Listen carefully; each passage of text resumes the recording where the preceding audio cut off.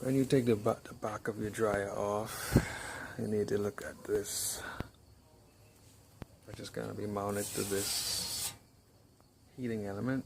You're going to look at this one. These can also be bad as well. This one, I think this one, and this thermal fuse. But we're going to attack this one. It's open. You can just take one clip off, 1/4 inch nut bolt,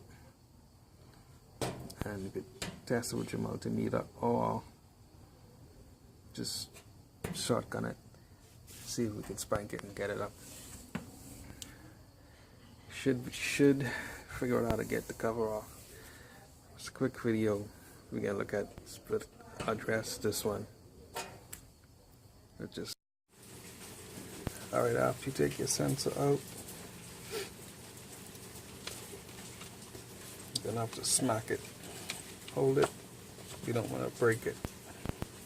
You're gonna kind of cradle it between your fingers and then smack it with a spoon this way or that way. Screwdriver works as well.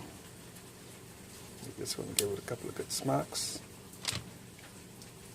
Put my test leads on it. See the short. Okay, we're gonna smack it and fix it. See if this works. Try the wooden spoon first. There you go. It's fixed.